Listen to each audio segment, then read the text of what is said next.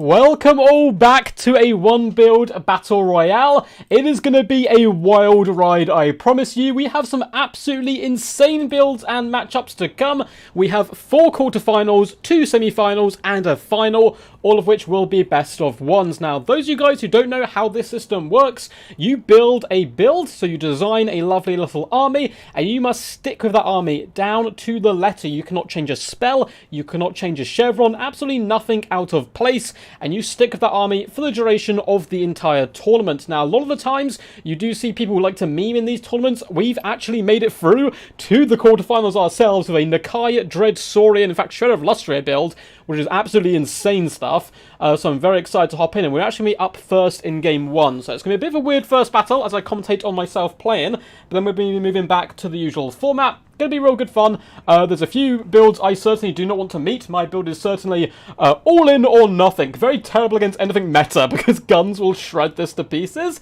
but it's going to be good fun. I'm really excited. So let me quickly pop in and hop you guys the bracket so you can see who's going to be playing today. Game 1 will be myself against Suave, followed by Papa Palpatine versus the green one, which promises to be quite a spectacle. We then have ODM's Loopy versus J Phoenix, then Wicked D versus Neckbert in Game 4. So let's quickly pop this down here, and welcome, almighty King of Ducks, Mr. or Mick Rightface. I will make an announcement about Mick Rightface in a little bit, because he has supported the channel in a huge way, but I'll wait for some more people to gather. I'll do that after Game 1 and into Game 2, so I will, don't worry, Mick Rightface, I will discuss your rather awesome YouTube channel in just a second. But let's quickly get this first game underway.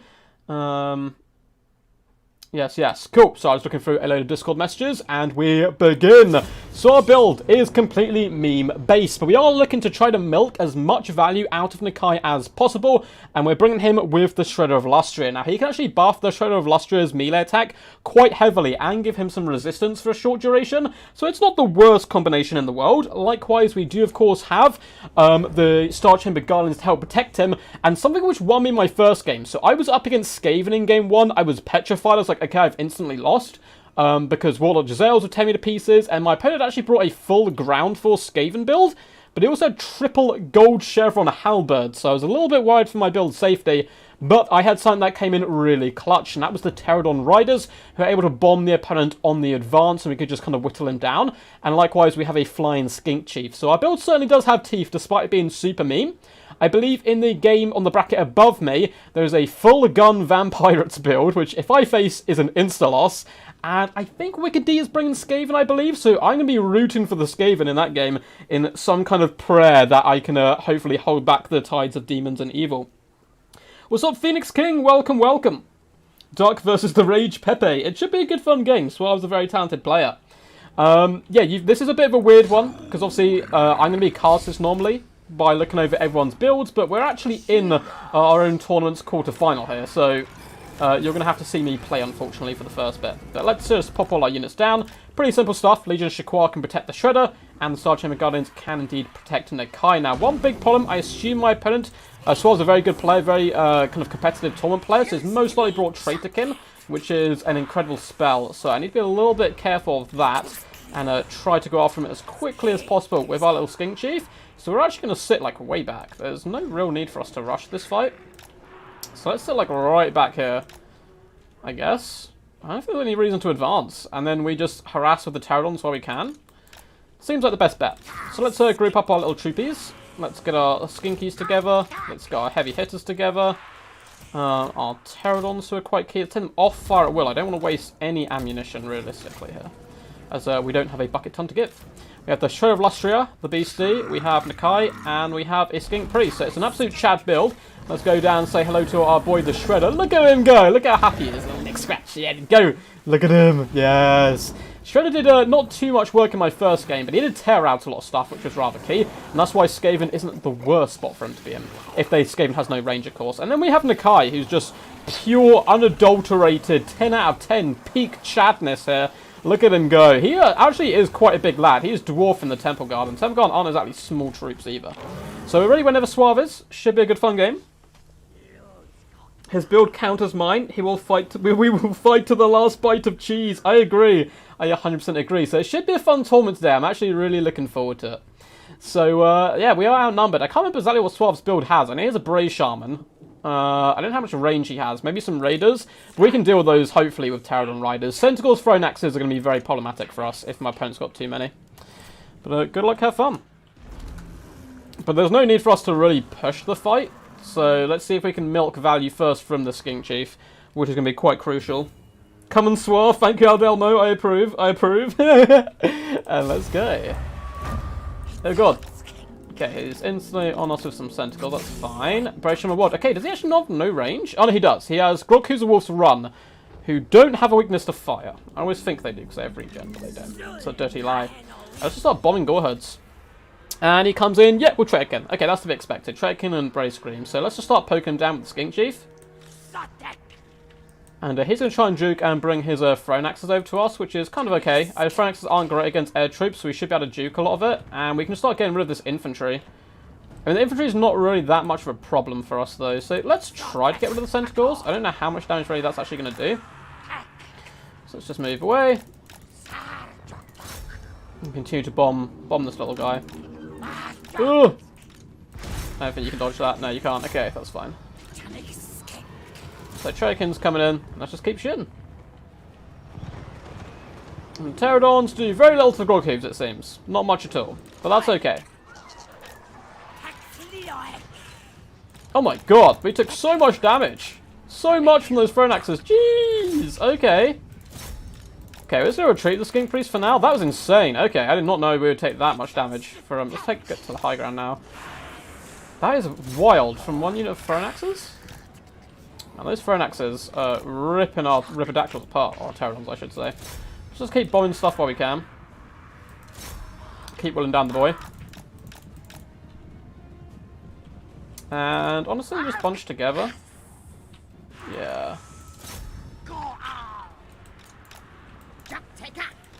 And fall back with you. Yeah, I'm not that fussed by the infantry, so maybe focus on the Besticles a little bit. We'll just pull back the Skink Chief for now.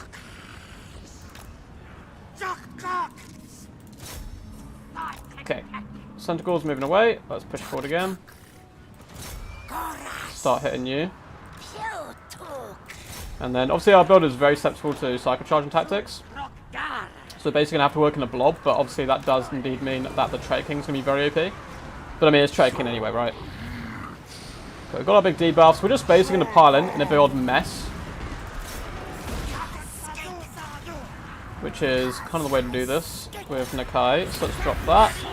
And let's debuff all the enemy. Let's get the Shredder going in. Balls debuff Taurox. And we're going to instantly debuff all my pen stats.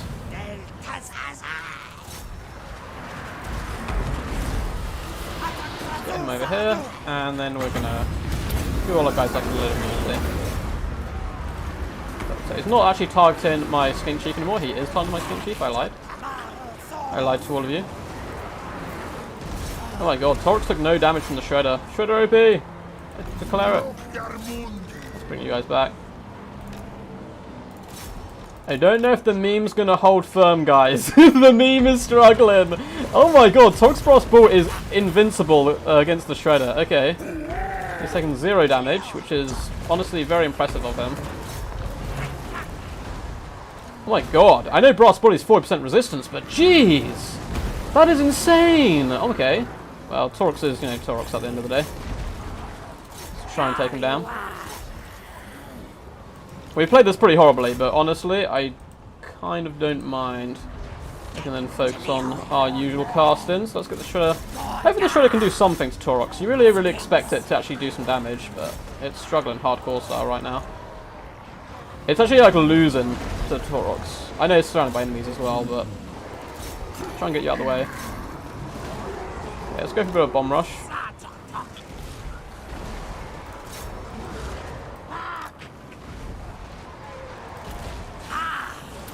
There we go.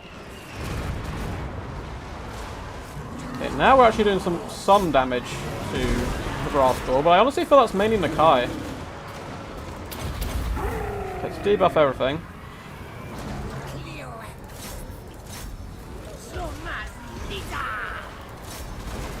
Come on, Shredder, I believe in you. Do something. Hit something. Oh, he just... Has he hit anything yet? He's got 2k damage value, so he's just done work. Bring him down, bring him down. Ah, that's right, Torx, you flee, you coward. You absolute coward. I see you. Yeah, we misplayed this horribly. I think our build's actually pretty good against Suave's build here, but it's okay.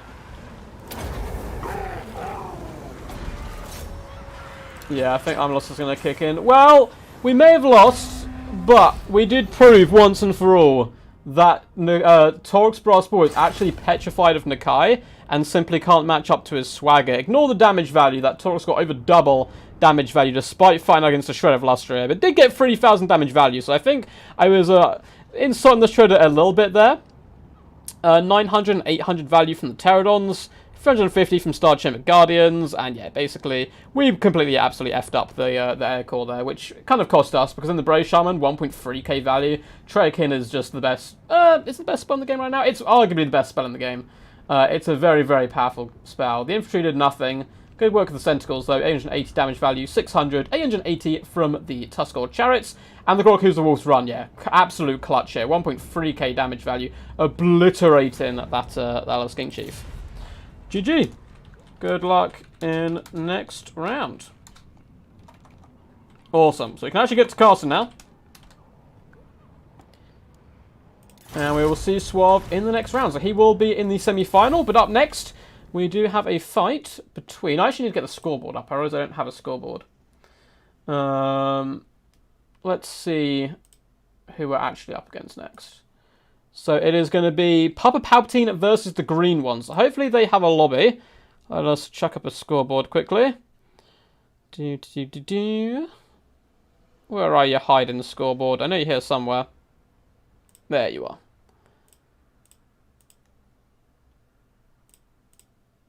Let's update the scoreboards. I think they're actually scores and names from different events. So it should be green one on the right hand side. Let's chuck him into the middle.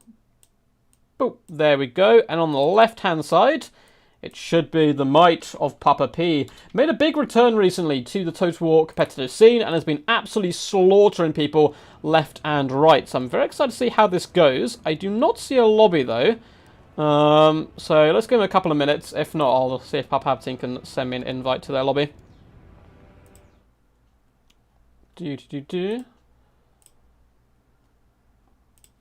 Awesome. So I was just checking the tournament Discord there, make sure everyone was up and running with their games. GG. It's kind of crazy. You can hear people smile. Man, I love the big Shredder. Yeah, the Shredder's like biggest problem is he can't actually target anything. Like he gets distracted by like a peasant, and his attack animation will break on that one peasant, you know. But he's very cool. He's very cool. Quackity quack, quack, quack, quack. Wasn't able to make it today, but All For One Warriors will hopefully fight in the next one. Don't worry, Phoenix King. I believe Loopy is still representing the High Elf forces today. I'm sorry, Nick, but I wasn't able to beat the Beastmen forces, so they're going to come for your soul. They're going to come for your soul. Whereas Suave's build on Discord, he PM'd his build to me. You're allowed to PM or send it in the Discord. It is up to you. So, I don't think these guys are currently lobby for some reason. So, let me send them a message. Let me send them a message. We do have a lobby. Can you send invite? It is invisible. I might be in offline mode in fairness, so let's change that quickly. No, I'm in online mode. Okay. I feel like I'd have Palpatine as a friend on there, but let's add him just in case, and we can hop into this next game. Add friend. Oh, my Steam is completely bugging out and stopping me from adding a friend. There we go. It is back in action.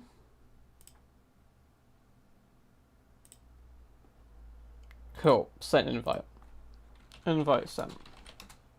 Or friend. Ship sent. Either way. And we should better hop in. Here it is. Awesome. So I believe this is a no-caster Beastmen force up against Green One. I don't remember what Green One was bringing today. I'm not 100% sure. Papa needs to add slot. Oh, okay, there we go. Yo. So map is let's do Altdorf Outskirts.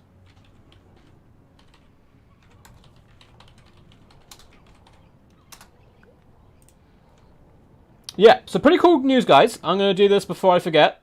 And let's hop over here. The Meister, the G, the original Mr. McRightface is actually a YouTube content creator, and he's decided to support our channel by becoming a king of all ducks alongside the mighty Cat Morgan. So I thought it's only fair we shout out his channel as well. So I'm going to drop a couple of links to that. Definitely go check him out. There's a load of awesome work, mainly story-based stuff, making a load of awesome stories. So definitely go check out his YouTube there. It is very fantasy. It kind of gives off D&D vibes to me. I don't know if that's fair to say. I'll let him obviously speak about his own channel, but hopefully we might be able to do some collaborations and cool stuff in the future, maybe doing some story-themed battles here on the channel. So definitely go check him out. An absolute legend, McRightface. I believe he is in chat with you now, so please do scream his praises. He has become a king of all ducks alongside our god, Mr. Cat Morgan. Yes. So I'm very excited, man. Ducks enjoy likes on their videos, don't make ducks sad. It is true. It is true. What's up, Loopy? Yeah, Mr. Loopy is going to be representing the glorious forces of the High Elves for us, and I can guarantee you're going to love his build. You thought my build was cool, the Shredder and the Big Boy Nakai? It has nothing on the power of Loopy's build. It is dripping in swag. It is dripping in so much Nagarife swag, which is kind of what Loopy's known for, I feel, in these tournaments. Occasionally you'll see Falcon in these tournaments. He'll bring like High Elf Shadow Warrior Kite, or he'll bring Norska, and it's like his kind of fin. Loopy's fin is definitely Shadow Walkers. And likewise, we see a lot of people bring like Way Watchers. I actually think, though we speak a lot about Dwarves and Vampire Counts being the best in this format, I actually think Wood Elves are the best in this format. Kites and ranged bowfire is so powerful. It is so powerful. Quack, quack. Quack, quack to all of you. So, as we load in here on the glorious Altdorf Outskirts, you can see a statue of Sigma in the distance. A little bit, you know, the old ones don't demand statues of them. They're a little bit less vain than mankind, I think. So we can see the old statue of Sigma in the distance there. We are loading into the game now. Looks like someone's PC was just warming up a little bit, but they should be ready to rumble. Here we go. So this is going to be Beastmen versus Empire. Oh, I remembered both these builds now. Yeah, this Empire build's really nasty, actually. It's quite powerful. But anyway, let's look at Papa Palpatine's build first and foremost, because it is a no-caster build. Casters are for the weak. Instead, we have triple Razorgore Chariots, double Wargore Chariot down here on the low ground, who have been fixed now, guys. This is the Cav Beta, and Wargores were actually fixed before then anyway, so they're not super like, crazy anymore, but still very cool. And then we have Kazrak One Eye doing some lovely slow-motion posing right now. He's going to be coming in with Apocalyptic Vision, as well as the Dark Mail. Now, triple Chariot can actually be quite painful for your opponent to deal with. In the front line, we have a load of Ungor Spearheads, as well as Ungors just vanguarded slightly more ahead of them. They're getting geared up and ready for a good old fat scrap. And then we have a Jabberslife right in the corner right now. He is cowering, tail tucked between his legs. Doesn't really want to get involved in the fight. He's just kind of vibing right now and jumping up and down, doing his thing. Pretty cool build. I think we've got some more Centaurs as well, right? Yeah, we have Centaurs in the back. We have Grog Hooves of Wolf's Run, such a powerful unit, and more Centaurs. I remember when these guys first came out, everyone said they're going to be useless, and now we see them in like 90% of competitive builds. It's kind of crazy how stuff switches around. For the forces of the Green One, an absolute Chad himself, a recent ODM recruit, I believe, we actually have a load of naked lunatics of Sigma dotted in the front line, and who do you get to lead a load of naked lunatics? Of course, Volkmar the Grim, the most lunatical of them all. He's coming with all of his buffs, it would seem, all his good spells, his banishments, and his Jade Griffin. We do have a Bright Wizard down here on the ground of Fireball and Burning Head, and a Jade Wizard with Earthblood. Apart from that is a load of free company militia. 1, 2, 3, 4. Relatively cheap crossbreed, I suppose, unit. Half melee, half range. Kind of does some pretty okay damage from range, and if in combat, it can also bring the pain. We then have triple Demigryph Knights in the back, and these are the Lance variety, which have a lot more flexibility than the Halberds. They're slightly worse against large foes, but better against infantry and cavalry. So we'll have to see how this does indeed unfold. Yes, quackity quack Nagarife, 100%. What's up, Cat Morgan? You've got a new King of Ducks, by the way, alongside you, Mr. Cat Morgan, now, in the form of McRightface. So, you guys, bros in arms, bros in ducks, it's going to be good fun. So, let's get this underway fully. The Centaurs are just floating around the flanks at the moment. I'm sure that green one is well aware that these guys are kind of here and going to start applying some pressure to his Free Company Militia. Now, Free Company Militia, actually pretty solid, I would argue, up against Beastmen in general, who have some nice backline harass, but not much armor either, so they make a nice middle ground for them. Demigryph Knights are going to force back the Wargors. It looks like they're not fighting side by side along Khazrak, which is a little bit sad. His buffs can be rather juicy when combined with them, but instead it's going to be applying pressure all across the battlefield. Now, if the Demigryphs surround them, those are some dead chariots, so he does need to be very, very careful here.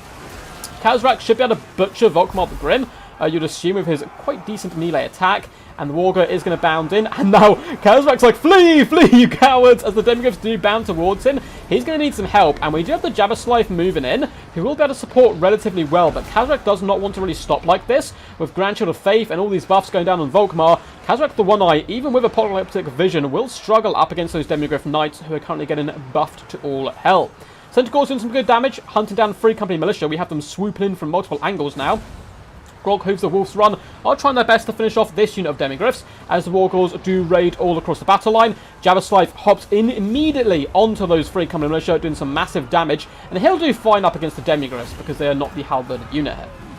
Khazrak's doing fine up against the Demigryphs, despite Grandshield of Faith going down. He hasn't really taken too much damage, and is dishing it back relatively effectively. I'm quite impressed by our boy there. He does need some support relatively soon, however.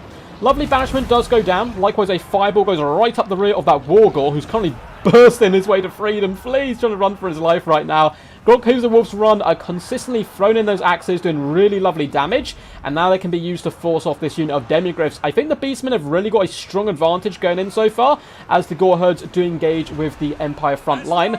They are a little bit of lag, unfortunately, but the Wargor is going to swing around during that lag and charge directly into a Demigryph Knight, dragging him down. Those tusks gouging big wounds out of the horses, and what is a Demigryph Knight without the Demigryph?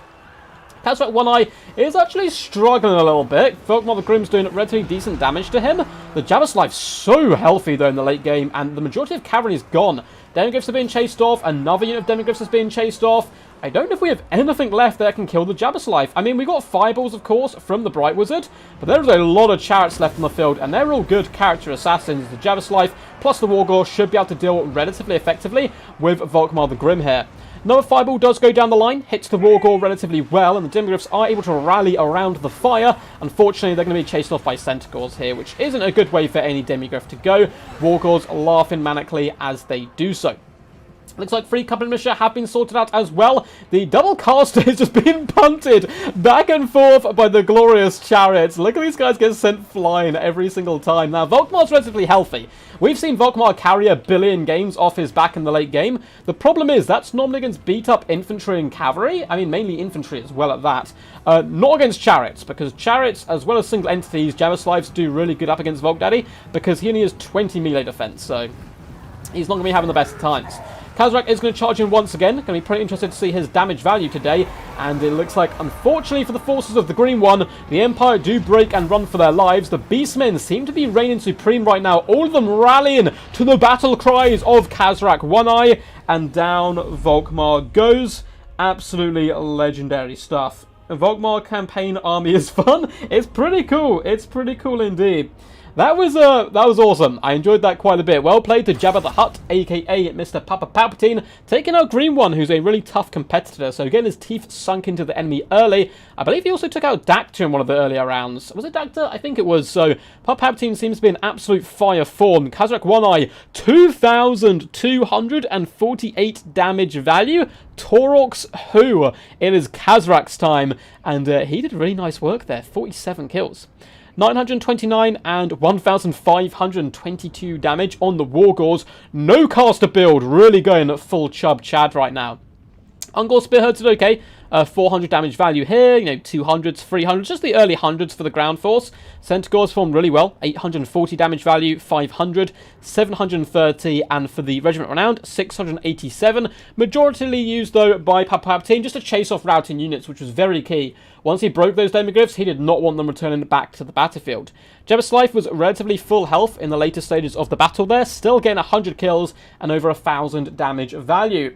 The Mighty Green one, Volcom the Grim, 1.2k damage value, not bad, but not great either. 400 on the Bright Wizard, Jade Wizard, a fat 0 across the board. Lunatics did okay, I mean mid-hundreds, kind of in their 400 range for damage value, and the Free Company Militia got really countered right now. None of them coming close to paying for themselves. I think the best there is like 279 damage value. Troll Demigryphs, 360, and 330 damage value. I don't know if I've ever seen them struggle that much, but they simply were not a match for the Beastmen forces. GG. Go like, well played, bro. Yeah, awesome. Buff Demis, please. Yeah, the Demis really struggled. That Khazrak value. Khazrak was a beast. Khazrak, OP, please nerf. So we'll be seeing Palpatine in the semi-final of the next round.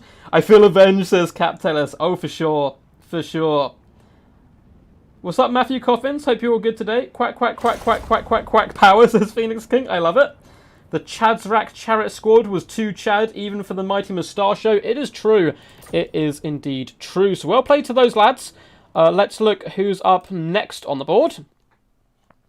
So I go to the challenge page. It is Loopy versus J Phoenix. Then we're looking at Wicked D and Nekba. I've just realised I don't actually need the scores today, because these are all best v1s. So let's pop those out and change the names. So it is Loopy, I think I said. Let's get Loopy there. And I think it was J. It is. Let's quickly... I know what it is, guys. The word Phoenix, I can never spell, so I'm going to write that down. It's one of those words that, like, messes my puny duck brain up. So, let's quickly change the name here to J. Let's go for it. Close enough. Bam. And let's see if they've made a lobby. They have indeed. I saw it. There it is. And 1, 2, 3. For maps, let's do Gorgazon. Don't think we've done that one yet. Let's do some Gorgazon this. Yo, yo. Gorgazon is the map. So, J Phoenix's build, I cannot remember at all. It looks like it's Hunt's Martial Expedition. Loopy's, I am 99.99999% sure it is actually going to be Shadow Warriors. Shadow Walkers, sorry. Like a Shadow Walker Aliphanar themed build. He does love them. Once upon a time in a galaxy far, far away, there was a... Hello. The end. I like the story Wicked D. I like it. It's got lots of layers. I think it's a multi-layered story. People really have to digest it, so good work.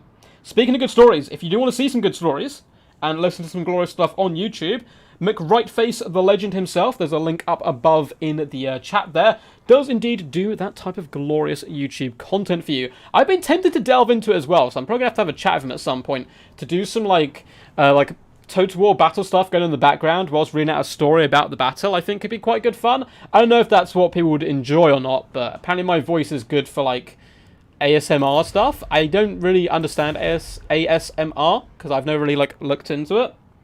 I think that's, from what I've gathered, it's just where you speak with a weird voice. But yeah, apparently people like it. Park Rilla the Champ, how are you doing, bud? Quack, quack, long time no see. Hope you're all good in the hood. And enjoying some glorious Total War action today. Gonna look have fun. Looking forward to this one.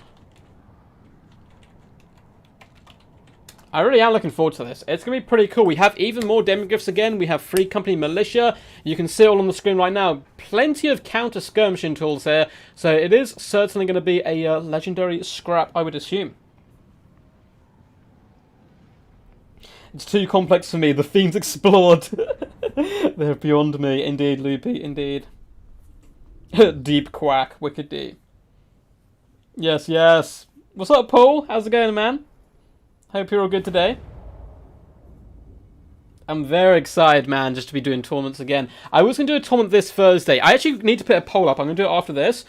Like, Age of Empires, I believe, comes out this Thursday. Age of Empires 4. I know nothing about it, so it's not like I'm going to be showing off, like, top-tier competitive play.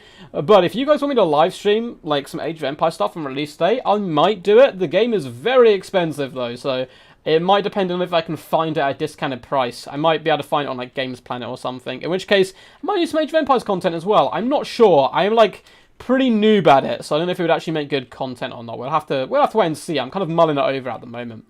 Anyway, back to the glorious realms of Total War Warhammer and Miss J Phoenix. She is bringing in today, I believe, Marcus Wolfhart, which of course is his sub-faction, so you'd expect it, coming in just with his Hunter's Snare.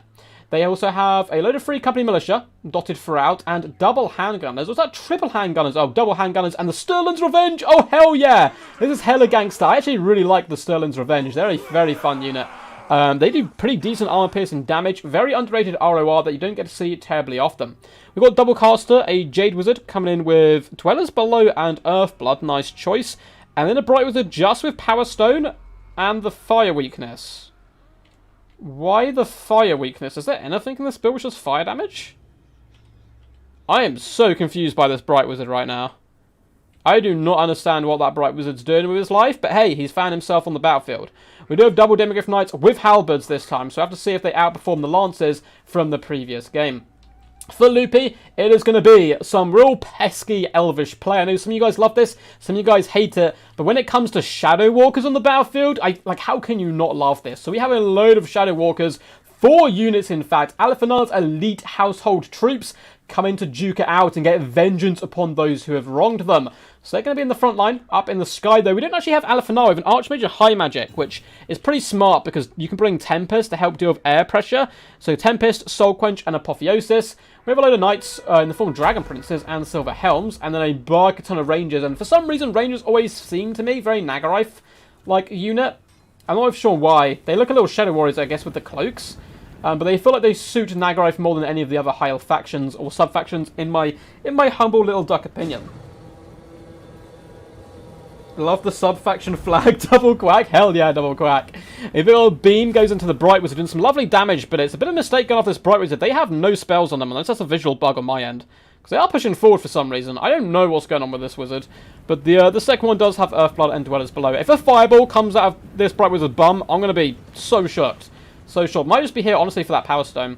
Now, the Free Company Militia take a ton of damage from the Shadow Walkers, who are going to be shooting and kiting, of course, just falling back at all possible times. Rangers are moving up into position as another volley is loosed. This time aiming at the Bright Wizard, and that Bright Wizard is basically dead, but he did his job of popping that Power Stone. So does it continue to pop when he's running away? It looks like it does. So the Jade Wizard, of course, is going to be a much bigger target. A lot of arrows do rain down on the Free Company Militia, looking to pick them apart from range. A big key moment for this is, are the Shadow Warriors going to be able to get enough damage value to clear out anything which can mop up the Dragon Princes, or will the Dragon Princes end up winning the day?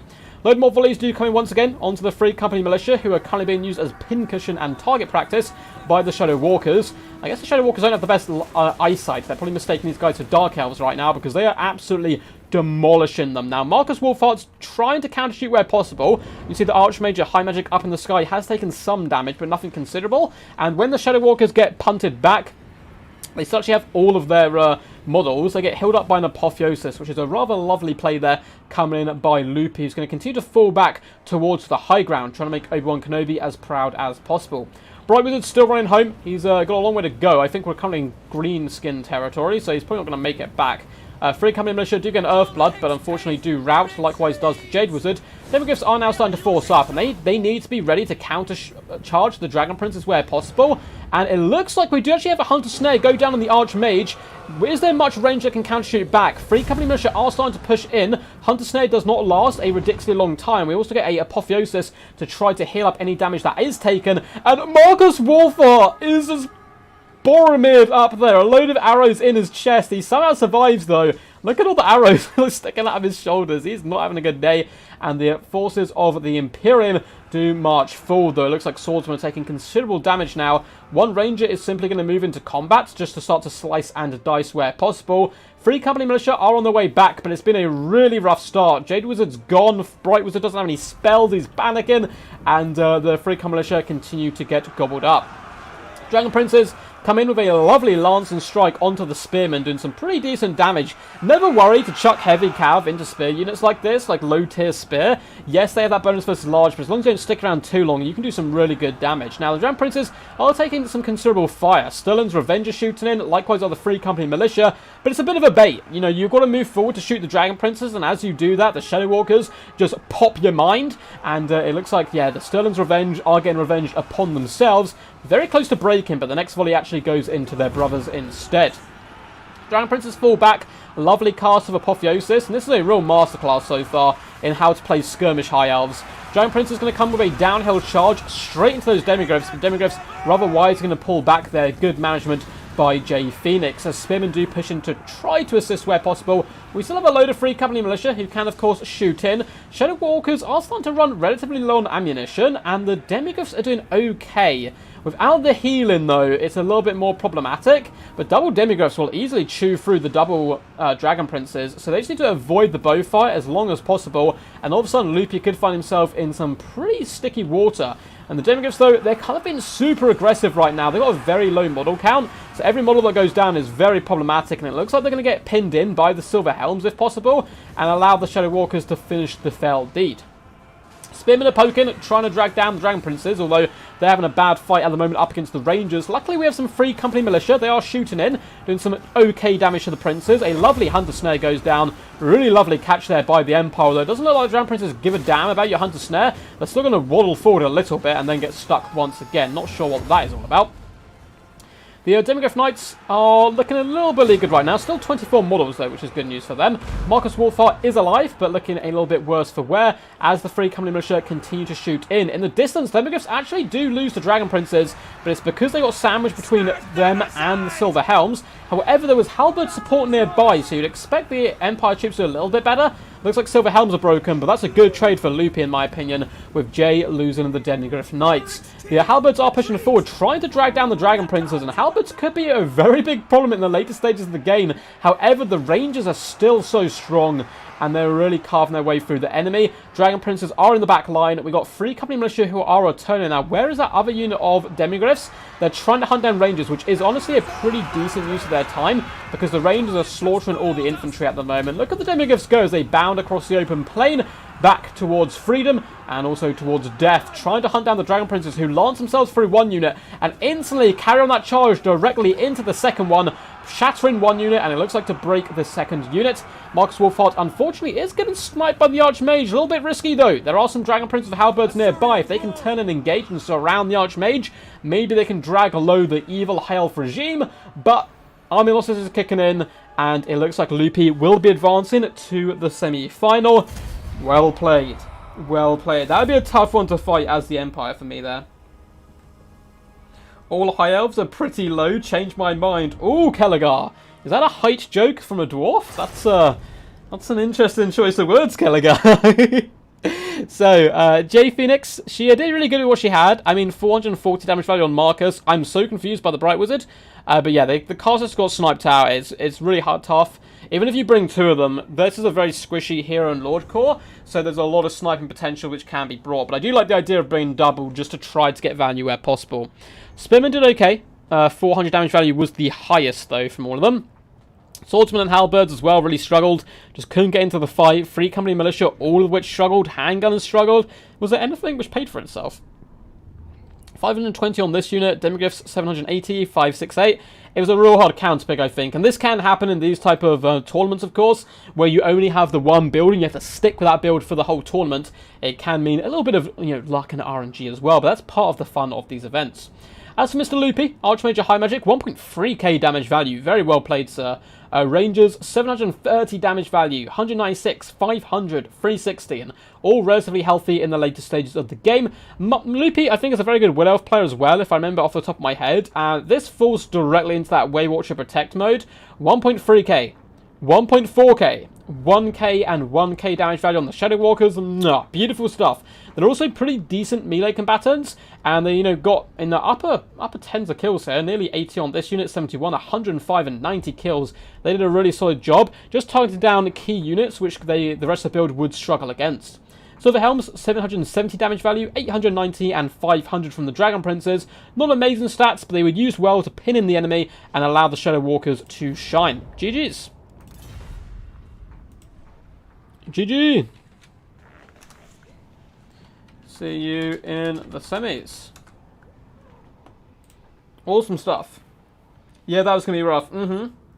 At least I don't have any casters to snipe. That is true. That is true. You do have some big juicy chariots, however, which may snipe. So we'll be seeing Loopy in the semis. Always awesome to see him in action there. And let's go to the next one. I believe it's Wicked D versus Neckbert. So let's hop in and find that one if we can. I did see it earlier. No, Wicked, where are you? Let's make sure they haven't said anything on Discord.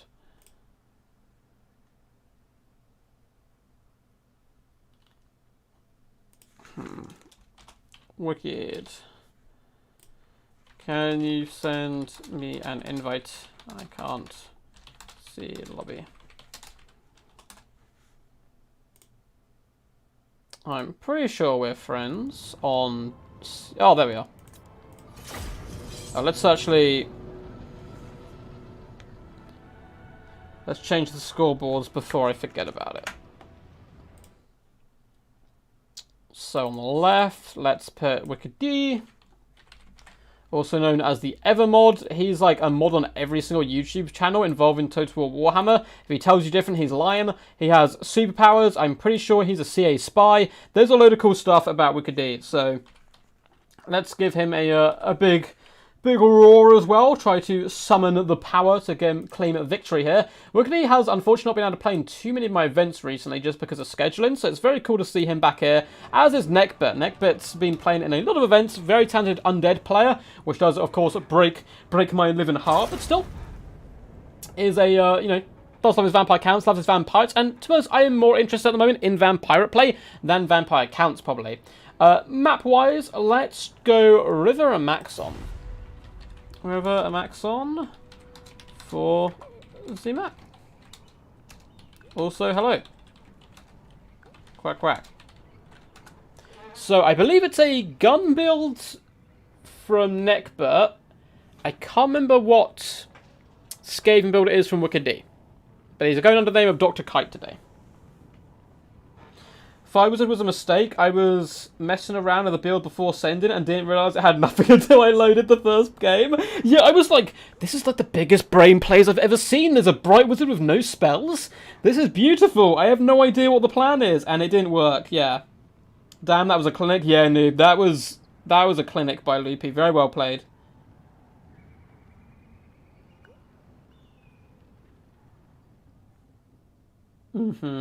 Wait, he had no spells. Yeah, there's no spells on that Fire Wizard. He was just vibing and doing his thing. It was kind of funny that you sniped him out first. He's just there, like, lifting his power stone up in the air, like, yes, I have a jar of dirt. I have a jar of dirt. Guess what's inside it? And then you shot him. So, poor guy. Yeah, he had the lore passive, and the rest of the build didn't have any fire damage. It was a work of art. A work of art for sure. Well played, though, Phoenix. You honestly did the best you could, I think, with the matchup. It was a little bit tough for you, I think, that army facing up against Loopy's army. I mean, Jay Phoenix, she's a very good player, so if it was like not a top tier player bringing that Shadow Walker build, it's actually really hard to play that Shadow Walker style of play.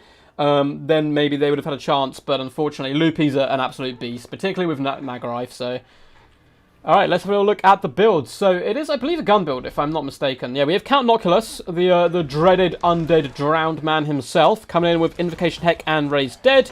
Is it double gunnery crabs? We'll have to wait and see. We do have a mortar. We have a load of deckhand mobs dotted all the way along. Some pole arms, double sirens, which is quite a nice inclusion in this type of tournament, just in case your opponent doesn't have any magic damage. We do have double bombers, and then we have 1, 2, 3, 4 handgunners. So a bucket ton of guns, bucket ton of infantry. Pretty cool build. I like it quite a lot.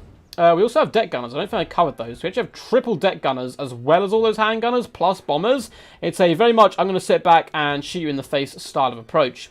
For the forces of the mighty Wicked D here and the Skaven, we do have some artillery of his own in the form of the poison mortars, which are going to be very good here. What range are they? 250 against 245. They just outrange, so they can definitely obliterate the front line on approach, which might be a good way of doing it. Apart from that, it is a load of cheap and cheerful Skaven slaves, as to be expected, which won't like this matchup. We do have some Death Runners, which could be used rather nicely. They're going to have to hop into the back line somehow. We have the Regiment Renowned Storm Vermin, the Council Guard here. We then have triple Poison Wing Globadiers, 1, 2, 3, which can slowly bring the pain to the enemy. We have Pitfires of Hell's Deep, Regiment Renowned Rat Ogres, and then we've got a nice little Hero Corps over on this far side. We do have a Mutant Rat Ogre. I'm actually a big fan of the Mutant Rat Ogres. It does do magic damage, so he needs to try to hop on top of those pesky Sirens where possible. Very cool looking model. The Regiment Renowned's pretty cool as well. We have a Plague Priest down here, coming in with Pestilent Breath and Vermintide, as well as Pestilent Birth. We have an Assassin down on the ground and Deathmaster Snickage. Wicked D certainly knows how to win my heart, bringing the sneakiest of Rattos to the battlefield. He does... That was amazing. You see that? He like flipped his blade in the air and spun it around. He's kind of Deathmaster Sigil, and apart from that, Concealment Bombs. Pretty cool build. It's going to have to really rush and drag down the guns. I don't know how I would fit. I would definitely feel way more comfortable bringing Nexus build in this matchup. I think it's a very competitive build, particularly for this type of format.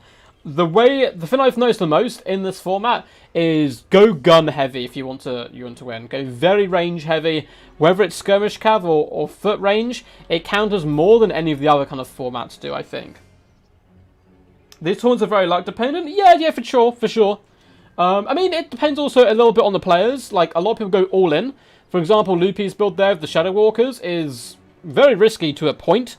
But it covers a lot of bases as well. It can take down a lot of different styles of play.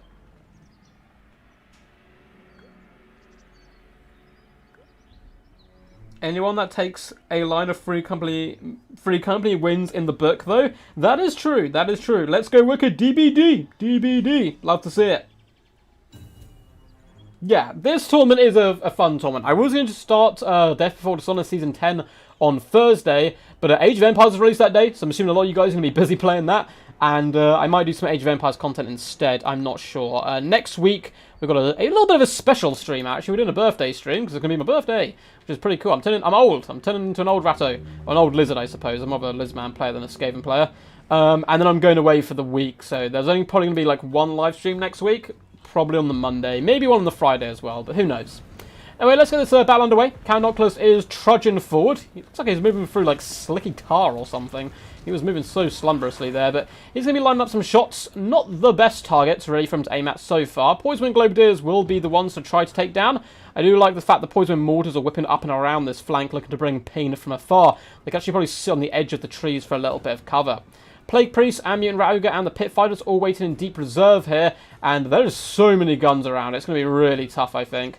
Clan Rats will be moving around the flank as well, looking to get to grips with the enemy, and it looks like the cannon... Oh my god, a lovely hit on the Poison Wing Globadiers. That did so much damage.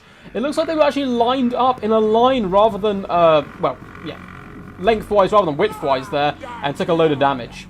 The Skaven Slaves are being eviscerated on the approach, which is to be expected. The Mortar is completely fumbling its lines here. Misses the Council Guard, unfortunately. But a load of Skaven are starting to overload this right-hand flank. Now, the Assassin and Deathmaster have Concealment Bombs. They don't have the best targets, really, about Count Noctilus, but they can get shot to pieces very easily. Death Runners are moving around in the back as well. But now the Poison Mortars are unleashing hell upon the enemy, and they're choosing to rain down on the handgun. It's not a bad target whatsoever. They themselves do magic damage, though, so they certainly could be used on the Sirens once the fight does well and truly get underway. The problem for the Skaven here is their front line's not even going to get close at all, really, to engaging with the enemy. And you can see the Council Guard being focused down now, as well as the Poison Wing Globadiers. We do have more Skaven. The ones on the flanks are able to connect, but that front line is just struggling so hard right now to actually get in and have any form of impact. There's a load of magic damage in the form of the Poison Wing Globadiers and stuff, but a lot of it's dying, unfortunately, early on. Poison Wing Globadiers have a mighty 1 kill, and they miss absolutely everything with that next volley there. It's not doing too well, unfortunately. The Deathmaster, as well as the Assassin, are trying to move in, but they could get surrounded by Sirens here, which would be an absolute disaster for them. We do have a summon of the zombie pirate deckhand mobs in the back, and the Deathmaster is going to get clipped now by a Wraith Storm, which isn't going to be to his liking whatsoever. Let's see how much damage that does. He has 2,800 HP. Not that much at all. It looks like he managed to dodge the worst of it, down to 2,700 HP instead. Poison Globadiers are starting to engage. The front line is just dead. Look at the Council Guard. This is giving them some real bad LIVESTREAM PTSD vibes as they land and got obliterated by skink blowpipes. Like, oh my god, look at them go, man down! Man down! Down to 43 models for an unbreakable unit of 120 is absolutely insane before hitting the front line.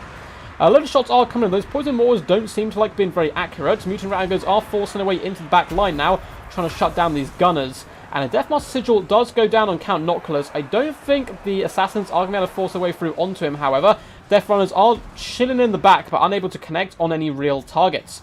But a mistake here by Neckbit. He has allowed his bombers to overextend massively out of the front line, and they're now getting chewed to pieces by Skaven slaves. But he may be saved due to the fact that leadership is so low on these Skaven forces that they may break and run. Poison Globulars doing some nice damage on the right-hand side. It looks like we are going to get a summon of Ratos this time, and the Mutant Rat Ogre has been eviscerated. Very low HP-wise now. Deathmaster and Assassin doing some nice work on Count Noctilus with a Rival High Talisman going down. They're going to be receiving basically no damage. However, the Syrenes are a big problem here. They need something to finish these boys up. Death Runners are pushing into the back line, trying their best to shut down the Deck Gunners, which is a really good shout. We even have a Plague Monk summon coming in. However, the Plague Priest is just getting lit on fire right now by these hand gunners. So much damage is being poured in. The Skaven have suffered so much. And they are starting to pay it back a little bit, though, with the Deck Gunners going down here, and Deathmaster Snicketch trying his best to drag down Count Noctilus, but the Syrenes have been really problematic. Luckily for Mr. Wicked D, we do have the Mutant Rat Ogre coming back into the main fight, and he'd be pretty decent against the Syrenes as those mortar shots come in. He does indeed do magic damage there. It looks like he's consistently hunting Count Noctilus instead, with the Body Slam, doing some nice work. These other Skaven units need to get moving. Something needs to shut down this gun line pressure, because I think the Plague Priest... No, the Plague Priest lived! Beautiful play there by Wicked D, pulling them out at the right time, and then using the summon to pin in all these zombie pirate deckhand mobs and allow his Globadiers to escape. Poison Mortars only up to 18 kills so far. They are now hitting Syrenes, though. Very perfect targets. Deathmaster is going full Leroy Jenkins style. He's just hunting down Count Noctilus, though we do get a summon to allow Nocky Boy to escape. And now the Deathmaster is taking a bucket ton of fire. I think Neckbit's just like panicking. He's like, kill him! Bring him down! And all his guns are turning onto Deathmaster. He finds himself very much out of position. He's done some lovely work so far, but I think he's about to receive quite a few bullet holes in his pelt there. Pitfires of Hell's Deep do run over some Deck Gunners and instantly push on to the next unit. Is Wicked D going to be able to drag this back? I mean, he's done such a good job of pushing into the back line, and now the Syrenes are being overrun by Poison Wing Globadiers, and all of Neckbit's troops are right next to each other, receiving so much damage from the mortars. Pitfires of Hell's Deep have Rampage. Deathmaster is a very, very squishy target, and there's still a lot of Skaven forces who can come back to the main fight. What a game so far! Very close stuff. Syrenes do seem to be going down. The Plague Priest might die here, though, and that'd be a big loss, because that's the end of the summons for the Skaven if that does happen. Load of the handgunners are being beat up by the Globadiers right now. Pitfires of Hell's Deep, that Rampage really did cost them quite badly, but they now can move again. Wicked needs to react quickly and shut down the gunners, but I think they're going to break before then. However, the mortar shots are doing so much work. 107 kills, it is disgusting. Mortar's going to get shut down now by the Assassin homies, and the Poison Globadiers are launching Globe of Poison after Globe of Poison. I was about to say missiles, but it doesn't really make sense. They are globes, I guess. Into the deck mobs. However, Count Noctilus is very healthy, and he certainly has the potential to shoot Deathmaster Snicketch. This fight is very, very close. Bounce power slightly in favour of the Skaven, but their army is looking so tattered right now, and there's a lot of zombies left on the field, and that could end up being what costs the Skaven. However, we do have some Death Runners in here still. 18 of them. They'll certainly chew their way through the enemy, and that Assassin is hunting Count Noctilus's rotten booty, and he's doing some decent damage himself. Deathmaster Snicketch is on the approach. How on earth Wicked D's kept this guy alive, I will never know. But he's doing really solid work, and it looks like the Pitfires have rallied, and they'll be able to shut down the mortars. There's no range left, and the Skaven are going to take this one home. Poison Wind mortars have gone up to double Silver Chevron, just shy of 150 kills. Count Noctilus can try to fight, but surely there's no way he brings us back. Oh no, I mean, I've seen Count Noctilus do it before. If there's enough zombie summons to pin in the Deathmaster, maybe there's hope. But the Deathmaster is the one doing the pinning today. Deathmaster Sigil goes down. Poison Wind Globadiers are launching shots point blank range. And the Deathmaster is whirling and twirling those blades in a dance of death, trying to hack down the peg legs there of Count Noctilus. He should really climb up on top of him and start stabbing. That'd be a really cool animation, actually. If they could add that into the game, like an assassin, like climbing up a dragon or a Noctilus or something. And Wicked D wins that somehow. I have hats off to the boy Wicked D there. How did he pull that out of the bag? That was absolutely insane. That was so good.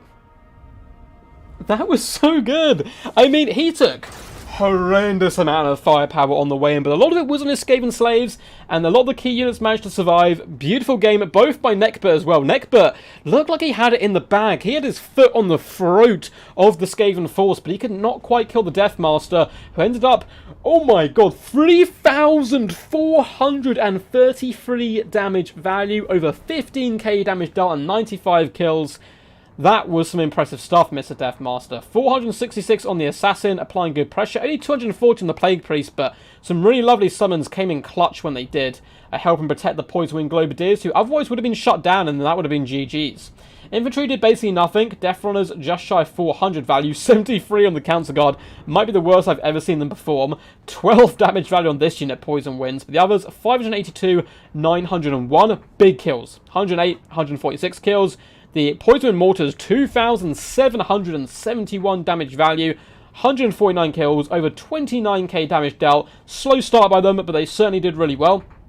Pitfires, 850 and 700 for the Mutant Rat Ogre. As for Mr. Neckbert, Count Oculus, 1,400 damage value, just couldn't quite escape the constant pressure from the Deathmaster. And the rest of the build, let's see what performed well. Sirens didn't do that great.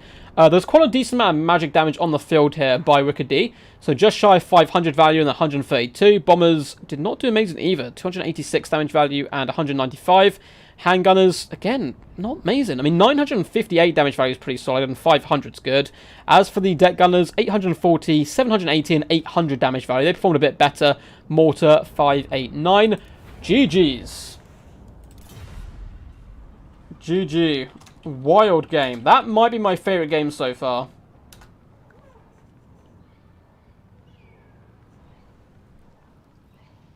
Oh no. There is no way to harm the mortars? He doesn't like the map. Oh, well, the map's completely, like, fair. I'm not gonna lie. I'm gonna stick by my map decision there. Yeah, we're at Maxon. Like, it has terrain. But, you know, you've got to adapt your tactics normally. Of course, in a one-build battle tournament, that doesn't necessarily work as well. But yeah, I think River Maxon's an absolutely fine map. It's balanced. Both sides have the same amount of terrain and stuff. Although it doesn't obviously suit certain playstyles. But nonetheless, well played to the guys there. Let's drop a quick message as well. And we'll load in to the next game, which I believe is the semi-finals.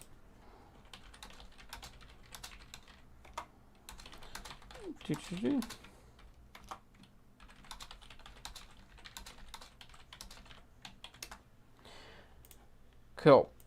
So, what we're probably going to do, just to give Wicked D time to rest, because he just played, we'll probably do Palpatine versus Loopy next, and then go back up to the top bracket. Because, you know, we worked our way from rank 2 down, so Palpatine and Loopy have been waiting a little while. I know Suave has as well. We'll hop into that second semi-final, then we can do the first one. So, let's do Palpatine and Loopy, and then we'll move into the next one afterwards. So, let's change the names to Papa P. And on the left one, we will do Loopy. And there we go.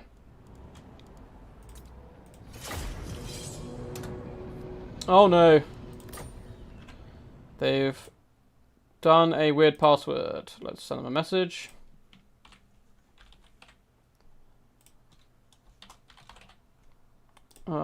What is password?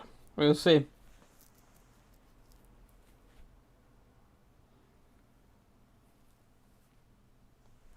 What's up, Torx Brass Ball? Hope you're all good, champ. We saw you a little bit earlier on, actually. Yeah, Torx is still in the tournament, I think. You're going to be seeing Torx in the second semi-final today, but we have the first one as well. GG's, yeah. That was crazy. The Deathmaster's too small to shoot, man. The Deathmaster did so much work. Yeah, welcome to Illustria, gentlemen. There was so much firepower pouring out of that Vampirates build. But it did some good work. Those mortars have been discussed all game. Those mortars did really good work. You love the single build tournaments especially? Yeah, they're really fun to do. They're like super fun. They're a little bit janky, of course, and a little bit of fluke and luck and stuff. But they are really good fun as well. You see builds you wouldn't normally see, matchups you wouldn't normally see, and matchups being more balanced or less balanced, depending as well on what people have gone for. The map's fine. The map's fine.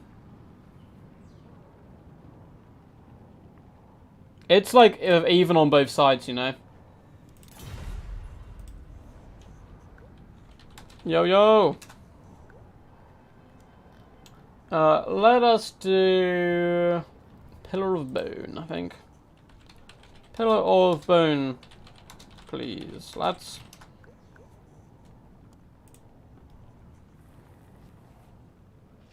Suave's computer crashed, so he's restarted and joined the lobby. I'll have up. Awesome, Wicked. Awesome. Well, that's perfect. That's worked out pretty perfect then, because we can just hop straight into you afterwards. Kazrak going to show Torx who's boss. It's true. It could be true.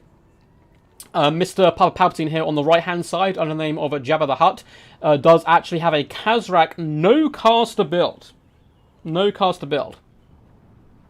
And we're going to be loading in. This is going to really come down to can he protect the Shadow Walkers. I mean, the Dragon Prince is going to do a nice job here as well. So I think they've got a load of potential. It's going to be a real Fast and Furious game, I think.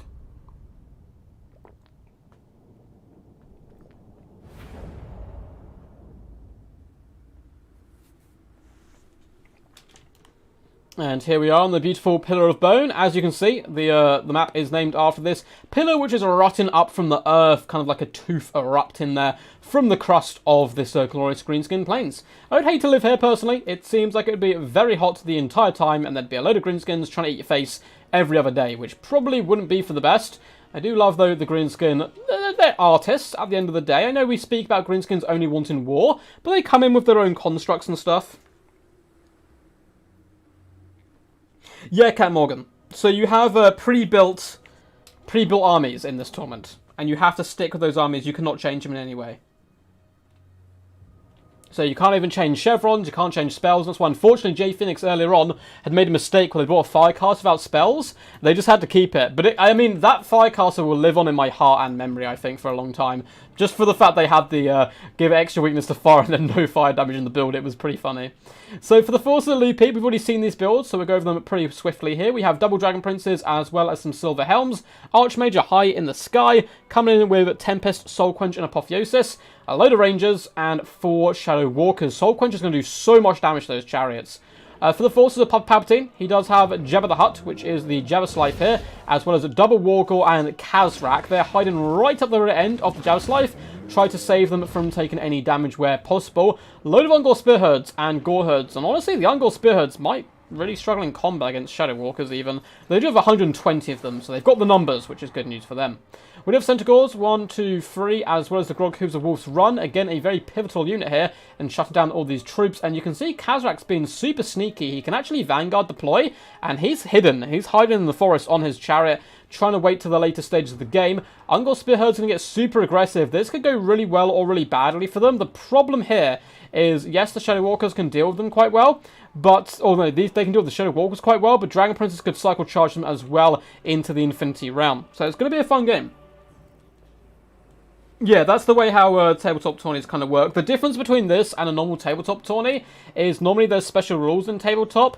Because back in the day, you had to have like 50% of your army be core units, 25% rare, 25 special, and all that kind of stuff. We don't do any of those rules here. It's kind of like normal tournament rules. Plus, on top, you get the added fact that you have to stick with the one build.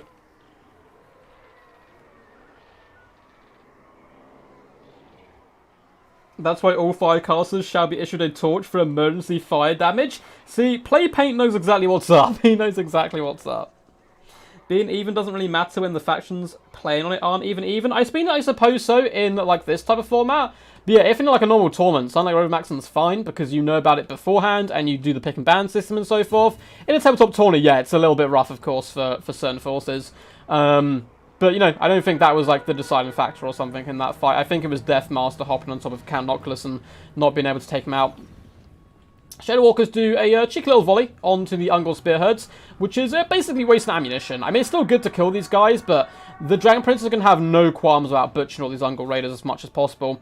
Kazrak's going to be a little bit sneaky, move up into the trees around this flank, and he can actually deal relatively effectively with cavalry. The Jebuslives moving forward, as well as the double Gore Herds here. And the Grog's Hooves of Wolf's Run, as we learn, are very good at targeting down flies, it would seem. And they get absolutely butchered. 5 of them dead off 1 volley. That is a nasty rip right there from the Shadow Walkers. The Archmage does take a bit of damage. Centaurs, oh, they take so much work done again, even despite the fact they were moving back there, down to just 35 models. However, the Chariots and the Jabberslave just slaughter the Rangers and continue to pile drive forward with the Gore Herds. Looks like what Palpatine's plan is delete the front line, and that will allow these cheap units and Chariots to swarm the back. A Soul Quench does go down the Wargore, doesn't connect very well, does very limited damage, and now the Rangers are suffering. It looks like up on the high ground, the Silver Helms have tried to tussle with Khazrak One Eye. Trust me, it does not go well. Khazrak has a load of armor piercing. Despite the fact being anti-infantry, he will tear his way through a load of cavalry rather comfortably. Most of the Rangers have been dealt with. Some Centaurs did push into the back line, but were dealt with by Dragon Princes right now. Wargore's getting a little over-eager here, though, maybe. They're pushing through quite aggressively, and they're going to take so much damage for this.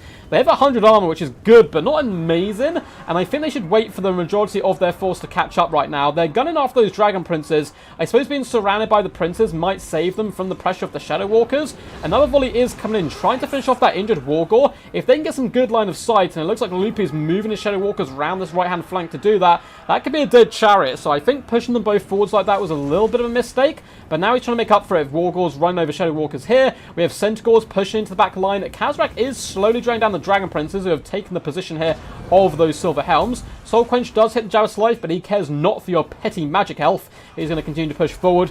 Grog Hooves of Wolf's Run also moving into combat against the Shadow Walkers with Ungors and Gors on the approach. They can certainly do some nice damage, but those volleys are really coming in clutch right now. Loopy doing a good job of keeping these guys firing despite all the pressure now. Centaurs are being forced back by Dragon Princes, and Khazrak is surrounded by the other unit. He should win this fight, but he's certainly starting to make a meal of it. He fared far better against the Silver Helms.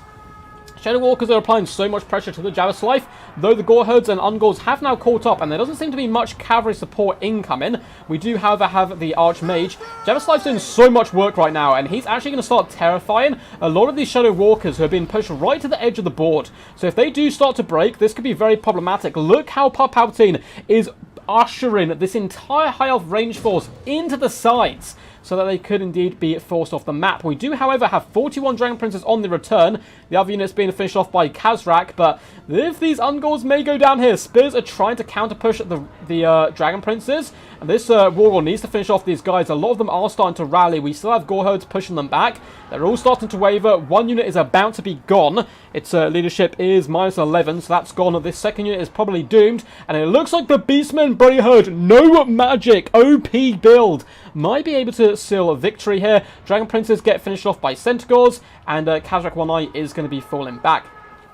Wargore is managing to break the Shadow Walkers there. They're winded, they're routed, and that's going to be GG's. There is no way the High Elves bring this back, right?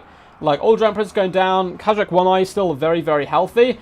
And Centaurs, yeah, this Wargore's full health. Khazrak One Eye is very healthy.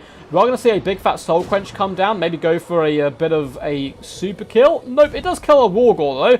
And, oh no, the poor little piggy died as well. But Army Losses is super close to setting in. And that is going to be GG. That is going to be GG. Triple Chariot pressure is really tough, especially when it's all combat chariots. That's why I like the Cetra Chariot Gambit you can pull off as well. But, man, Palpatine is whipping out some godlike micro right now, because Loopy was protecting those Shadow Walkers so well. Let's check their damage value. 985, 948, 679, and 853, so impressive work by them. Silver Helms are okay. Dragon Princes did not. 889 value's okay. The others 500. Oh, 128 on the Silver Helms. What I'm talking about, they got butchered. The Rangers as well. One you got 99 kills, 575 damage value, but the rest just got run over by this Beastman build. 764 damage value on the Archmage of High Magic. As for Palpatine, Khazrak One Eye got 1,337 damage value. Take a bow, son. Khazrak trying to prove that he is better than Taurox once and for all. Wargores, 420 damage value on one's not great, but the other one got just shy of 1,900 damage value. The Ungors across the board did okay, nothing too crazy, apart from the Gore Herd who got 69 kills, so they're having a bit of a party, and getting 1,138 damage value. Poor little Centaurs just kind of hounded and harassed, but mainly got focus fired down. 660 value from the Grog Hooves of Wolf's Run, 984 from the Jabberslave, a really beautiful centerpiece to the build. GG.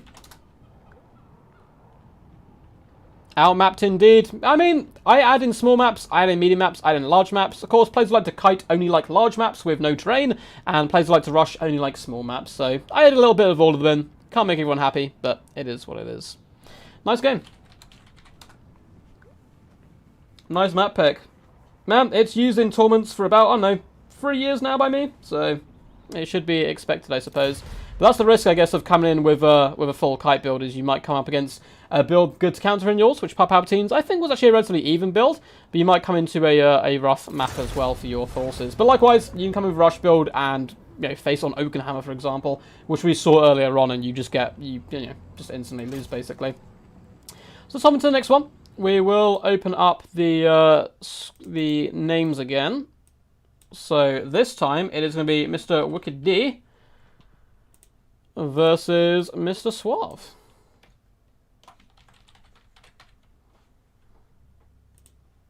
And there we go.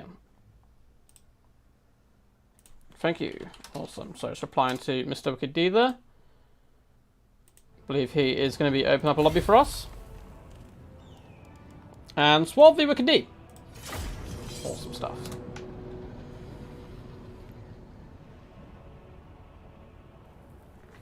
Oh no, like, I know people saying, like, don't worry about the maps. I'm not that worried about maps. But, yeah, even in a competitive tournament, I would chuck Pillowbone in there. It's fine. It is a fine map. Otherwise, you really limit yourself on maps, on what you can and can't do, if you just play on the same ones every time. And we need, like, as much diversity at the moment as possible, because obviously there's no more content and stuff coming out. Eshin is the map. Also, hello. Pretty excited for this one, actually. More Beastmen action. So, Torx the Brass Bull versus Deathmaster Snicketch. That's going to be quite a scrap. It's going to be quite a scrap.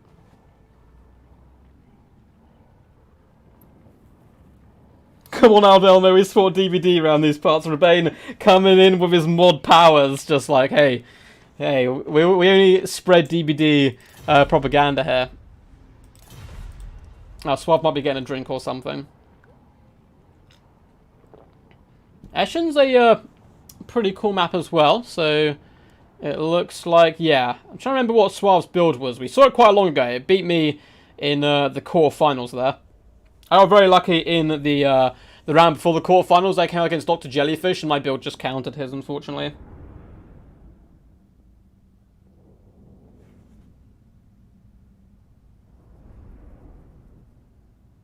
Oh god, yeah, there could be some crazy chaos maps. An inside-out map would be fun. I mean, it would blow our little brains, I think.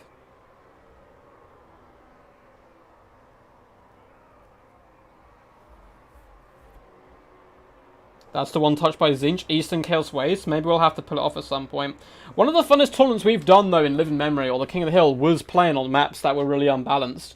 But some of them were actually, like, balanced. They were just, like, almost impossible to play on. They're, like, really long with, like, massive high ridges faced outside of Eagle Gates. It was really fun and thematic, so it's always good getting that kind of stuff in now and again as well. But let's load in here. Eshin, it's got the high ground on two sides. Some hills on the left, some hills on the right. A little bit of trees as well, but honestly, not too much terrain. And then we'd be meeting in the middle. And this nice little kind of open plane for these guys to scrap it out and fight on if they do decide to do that. And I think with these builds, both of them are going to be getting very aggressive. Wicked D will be as defensive as possible, but he only really has the one long-range tool, which is those Poison Wind Mortars. A lot of this could come down to, can he protect his Poison Wind Globadiers? Only time will tell. We'll have to wait and see.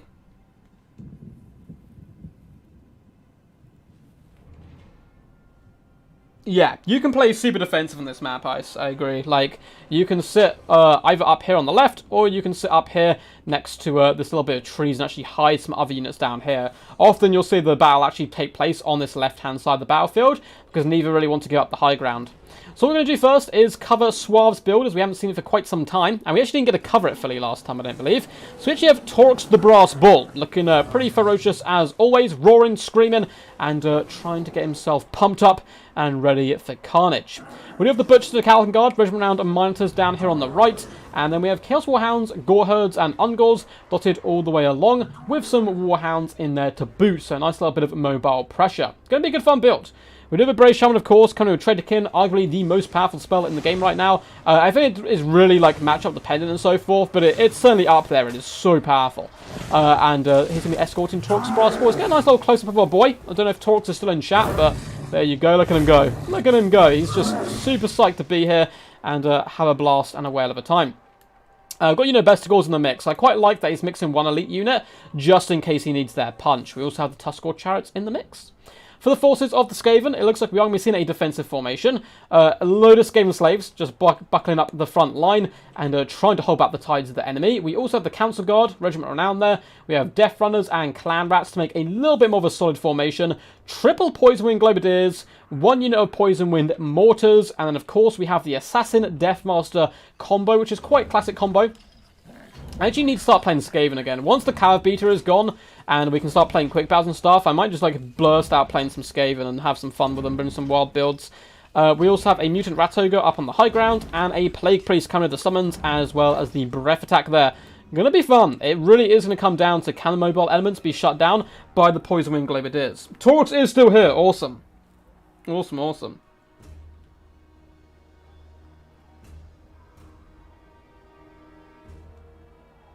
Slon's Gold is the worst map in the game? Oh, I don't know, guys. There's some pretty appalling maps. I mean, when I say appalling maps, bad for multiplayer, but sometimes they're really beautiful for campaign.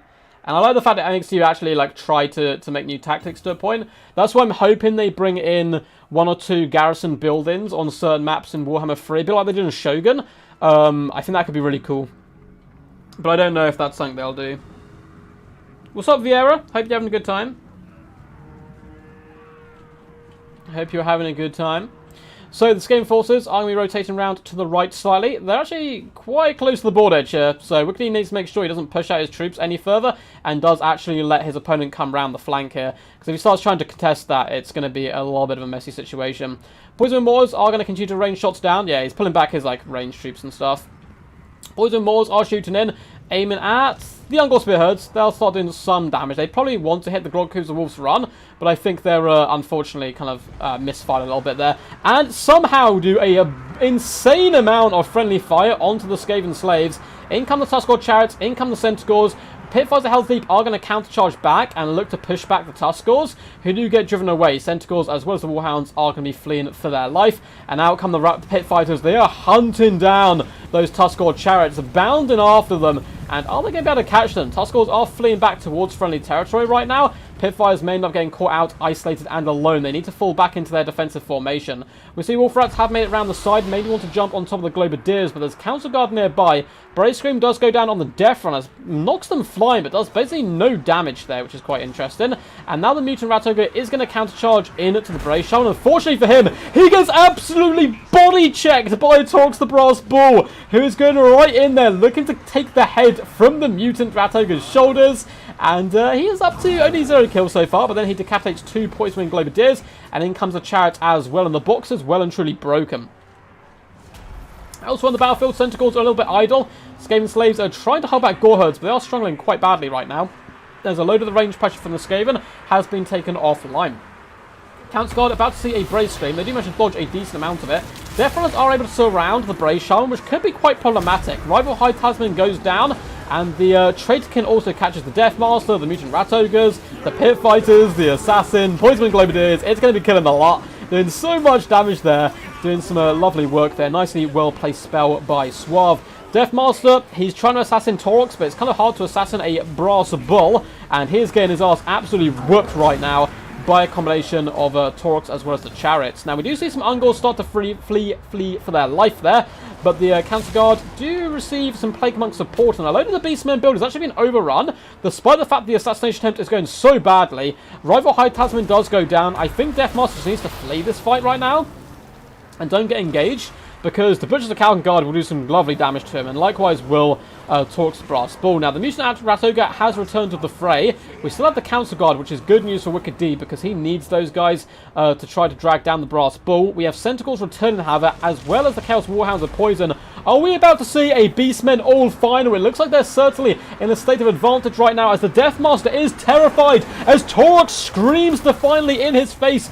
The Butchers of Calcan Guard, the ultimate bodyguard support, are ripping and tearing into the Deathmaster right now, and he is scuttling to freedom. Still has some HP, so he will most likely come back into the fight. Brave Shaman is fleeing right now in front of that assassin, who's trying to hunt down the Brave Shaman. I love how they run on all fours to increase their speed a little bit. We do get a nice breath spat attack coming down there from the Plague Priest, getting rid of a lot of the Gore Herds, but things are looking really bad for the Skaven right now, as there is Beastmen just all over the battlefield. We see another Brave Scream come in. I want to see the damage value on this Brave Shaman. I think it could well be pushing up towards like the high 2Ks or something. I might be wrong, but it just seems like he's connected so well with all of his spells. Really well played by Suave there, using that Brave Shaman to his kind of peak effectiveness. Death Runners pop a Concealment Bomb. The Centicles are trying their best. Warhounds as well, looking to hunt down these troops and overwhelm them where possible. Tuskor Chariots do finish off some Skaven slaves. And the Plague Priest is trying his heart out right now. Torque's Brass Bull is trying to go toe-to-toe with him. Council Guard, only 30 models left. And it looks like this is going to be game. Surely there's no way back in for them, as the poor little Plague Priest is trying his best. He does have the Assassin here. They're trying to drag down that Tuskor Chariot, who's rather brazenly just rolling up to the enemy casts now, looking to take them down. Kind of realising, I think, in their bones that victory is nearby. Butchers of Calcan Guard and Torque's Brass Bull charging uphill after the Plague Priest. Get back here, smelly rat. I'm going to drag you down and put you in the dirt. And it looks like the army does shatter. Wicked D had a great run, but we're getting Torque's Brass Bull versus Kazarak in the finals. I am very excited. I am very excited to be popping in here and seeing this fight. But Wicked D, you're an absolute champ, man. Had a really good tournament. I was really impressed with your last game, actually. I love to recast that one. It was very cool. But Deathmaster Snickage, 380 damage value, 440 on the Assassin, 1.2k on the Plague Priest. Did some really lovely work and was a pretty big standout and linchpin for this Skaven build. But they simply got... the box just got crumped too early. 560 damage value on the Storm Vermin, only 188, 540 and 117 on the Poisonwind Globadiers. 1.2k on the Poisonwind Mortars. They again were a very solid unit, but all the Ogres suffered, as did the Glorious Hero Corps there.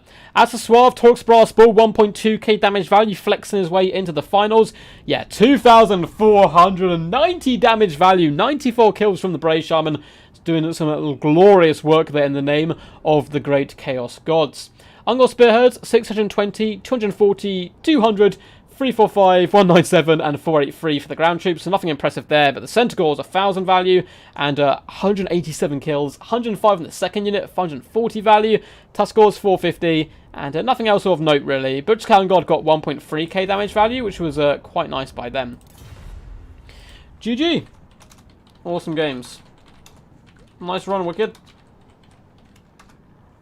But Suave shall be moving on to the All Beastmen final.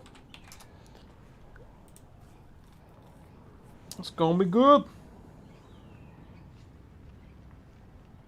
You say you think this is gonna have a 100% Beastmen final? I don't think Beastmen have won one of these tournaments yet. At least not that I can think of. I honestly don't think Beastmen have won one yet. Wood Elves have won a couple. Dwarfs have won at least once. I think they might have won the first one. Vampire Counts, I believe Dacta won with them. I don't think we've seen, like... I think Tomb Kings won one as well. Lots of Wood Elves in the final. Wood Elves are like, I know we speak a lot about Vampire Counts and Dwarves being the best. I think Wood Elves have won the most. I think they have won the most. There's the possibility of a draw.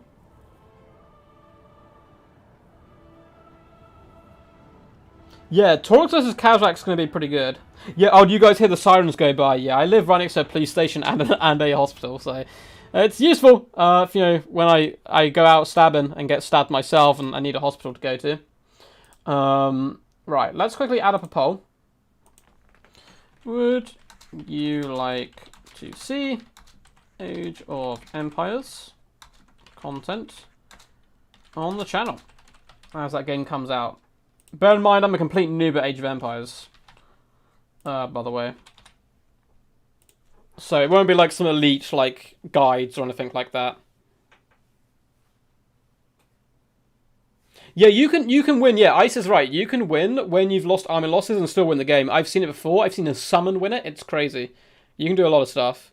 So, let's update the scoreboard. Let's get Papa P in here as well. Papa P. Pop him in. And let's load in. So, unfortunately, Wicked D, I can't kick you from the lobby. Can you leave? Wicked, can you hop out of lobby, please? It's just like, no. I shall make it to the final one way or another. One way or another, I will make it to the final.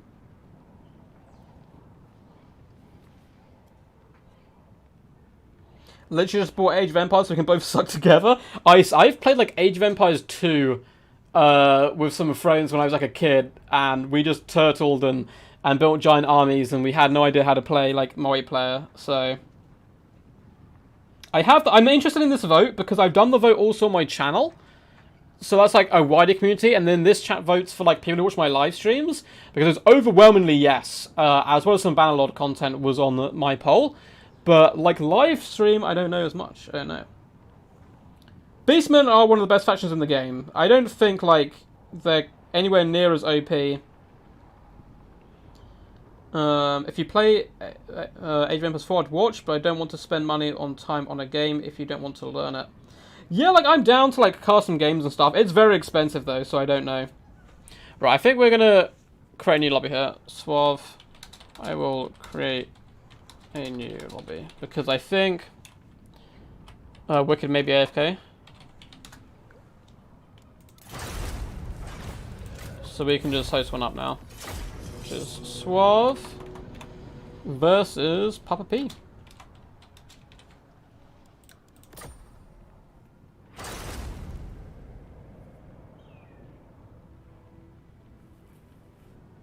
Not particularly interested, but it might bring new people to your channel. Exactly, and I'm not gonna lie, guys. The Warhammer content, I'm still getting good views. Like, subscribing and stuff, really not good. I think that's mainly because there's a big lull in Warhammer stuff. I notice it on literally every Warhammer channel right now. They're all kind of struggling a little bit. Even like the big ones aren't doing anywhere near as well as they were before. So we need to do something as well. But I'm not sure what it is. Just try and get some new people in.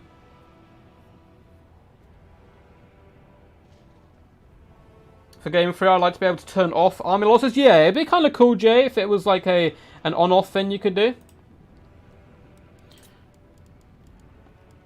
Because you'd probably have it turned off in tournaments, but in campaigns and stuff, like... Oh, Suave is here. Quack, quack. I think this map's going to annoy both of them because there's a giant hill in the middle. So the... I mean, you can just try and take the high ground, I guess. There's no range to mess up.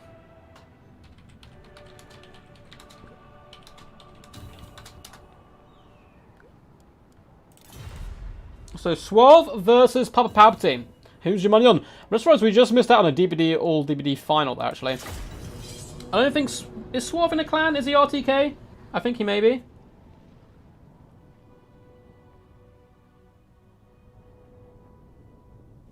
Who would win? The demigod king of the most chivalrous land in the old world, or some pointy boys? Always the pointy boys. Always.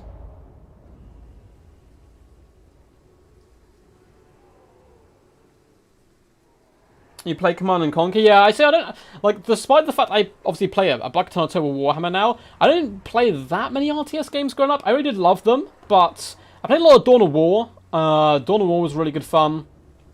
Played a bucket ton of that. Age of Empires I played a little bit of. And, like, Total War games. But I lived in, like, a small village, so we kind of just played with, like, the few people that we knew played, like, around, friends from school and stuff. We never did, like, any online play. Because that was too scary for us. We would just play like games against each other, like custom battles, where you would both like turtle in, build gigantic armies, and go to war. So we'd be garbage at multiplayer. But I must admit, I've been really enjoying the Age of Empires videos they did on their official channel, like the battlecasts. That was some pretty cool stuff. I actually would really like if CA did that as well, like just every like once a week do a battlecast on the channel or something. You could even like get people like Turin and stuff or Darv on there. maybe rotate it and have them like cast games. But just cast like a My Player game once a week, like on their live channel, I think would be really cool. And it would probably bring some more people into the My Player scene. But anyway, let's have a little look through the mighty Papa Palpatine's build. We do indeed have the mighty Jabba's Life, which is looking pretty glorious as always. A load of Ungor Spear Herds and a couple of Gore Herds as well in the mix. We have Centaurs, 1, 2, 3 of them, as well as the Grog Hooves of Wolf's Run. So we actually have double Grog Hooves here on the battlefield. We do, of course, have the double Wargor and Khazrak. So is Papa Palpatine going to prove once and for all that magic is for the weak? Like the Dowie have always... The Dowie are right the entire time. The Dowie have been proven right. Magic is for the weak. Triple Chariot is for the strong. See, dwarves hate chariots and they hate magic, but for different reasons, so... Triple Chariot could be a bit of a threat. Both players looking to get the high ground. Suave does have the flank advantage though. Warhounds and Centaurs on the flanks. He's got a decent amount of them. He's also got Gore Herds. He's got more Gore Herds, I think, than Papa Palpatine's, but of course less chariots to counteract that. We'd also have the Butchers of Calvin Guard, Bestigors and Taurox. Very key units here. Likewise is that Bray Shaman of Wild. If he can pop Traderkins off, catching all that Heroes and Lord Core, it could do some disgusting damage. But this is about to get really wild really early on. Really early on. You never even played the campaign of Age of Empires 2? Oh no. Oh no, what did Rabane say? Go Khazrak, crush the Bros Imposter. You've made an enemy today, my friend. Torx is the best, says Taurox. I mean, it's gonna be weird. It's gonna be a weird fight. I mean, look at this. Just like, hey, oh no! Oh no, I thought this was the... Wait, what? They're literally gonna be rear charging each other. This is so insane.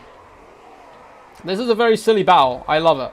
I love that this is our final. It's like the jankiest of janky fights. This is just what we wanted for a one-build tournament.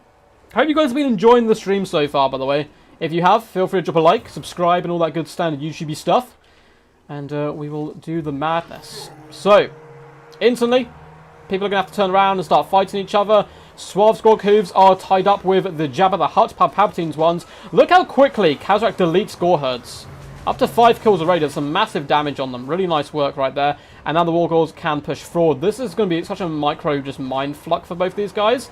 As you can see, Suave's getting the upper hand on the flanks, but then he gets rear attacked by some more Centaurs. So Centaur on Centaur action. The Wargor is chasing away the Grog Hooves. Not really going to be able to catch them. It's not the best target for him.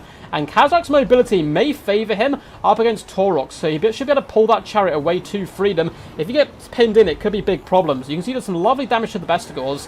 But the Jabba's Life's going to move over to this far side and try to take out the Tuskor chariots. Taurox, though, using that speed boost by charging downhill, actually does manage to catch out Khazrak for one hit, who does pop Apocalyptic Vision, buffing up the Wargor, and now the Bray Shaman is a little bit trapped up here.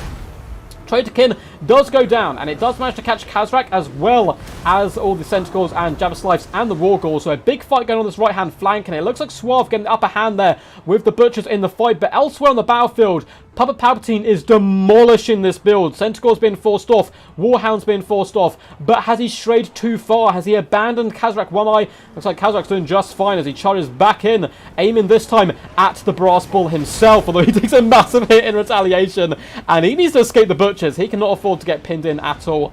The Wargors are doing fine. Jabba's Life is deleting the Bestigors. He's trying to drag down the Bray Shaman, realizing he's going to be a massive threat. And he's done some decent damage to him, but he's not been able to drag him down yet. And Torx is now on the prowl after this Jabba's Life, which is really bad news for DVD's very own Papa Palpatine there. Tuskor chariots are getting clipped and torn to pieces. Centaurs will be dragging them down, and it looks like they are going to be pushed off the battlefield. It looks like the Jabba's Life does charge in and do some damage, but Torx is really ripping out big old chunks of smelly flesh from the Jabba's Life. We do have Jabba the Hutt, though, Papa Palpatine's Grog Hooves of Wolf's Run here. Thrown in axes. Torx is looking very healthy and very scary. Butchers of Calvin Guard are being isolated down on the flank here, though. We have the Wargor here. We have Khazrak One Eye with the Jabba's Life bounding into battle like a drunken puppy. And Ungor Spearheads and Centaurs also surrounding the Butchers. And I think Suave has let these guys get isolated. And they're going to be getting chased off the battlefield, which is really bad news. However, we are going to get a beautiful cast of Traderkin. I don't know why he's not overcasting them here. But yeah, Khazrak's taking a load of damage, Jabba's Life is taking a load of damage, everything's taking so much work there. But Torx is starting to stand alone right now as his army actually breaks before him. I was wondering who would break first, your leader or your army. It was definitely the army, as Torx is doing absolutely fine. He's having a great time. But unfortunately, I think he's got a little too hyped up in the fight and forgotten to be a general as well. He's up to 1.2k damage value and basically full health here. And despite that, he's actually going to rout. And we have proven once and for all, magic is for the weak, triple chariots for the strong. And Papa Palpatine comes in with the triple chariot play and steals victory. Kazrak One Eye, 830 damage value. Wargors, 1,520. The infantry did okay across the board, nothing to write home about. Gorehoods are pretty solid, 600 damage value there. Centaurs, 1.3k damage value, 39, 936. 1.7k on the Grog Hooves of Wolf's Run. The Joust Life got 900 damage value. As a Suave, Torx the Brass Bull was kind of a big old rock sticking out of an ocean, screaming at the ocean, trying to fight it back. Like, his army was getting washed away on all sides, but he was holding firm. 1.2k damage value, 1,000 on the Brave Shaman. I don't know why he didn't overcast there. I'm a little surprised there, because double those two casts overcast would have done, I think, a lot more work there. Gorehoods did okay, 500 damage value across the board. Best score is 700 value, but his Centaurs traded far weaker. I think Palpatine managed to win the flank engagements and uses added mobility of his chariots to pull away from the scary elements of Suave's build, like the Butchers and Torx Brass Bull. 800 damage value there on the Butchers of Kalengard. Not too shabby whatsoever. GG. Madness final. Awesome stuff, man. Well done on winning today's tournament. Loved the no magic build. Go Kazrak! Wrong! Kazrak weak, he got lucky. I mean, Torx survived, so he can always come back to fight another day. There is no longer the one chariot limit on Lords and Heroes, Parkrilla, because they got fixed. They were bugged before, so you basically couldn't hit them and stuff. My proof is on the screen.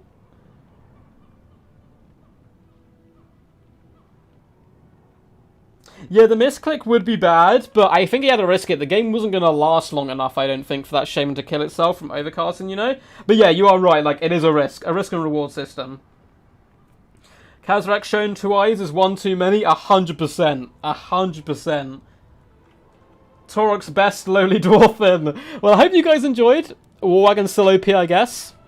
Nah, magic is just weak.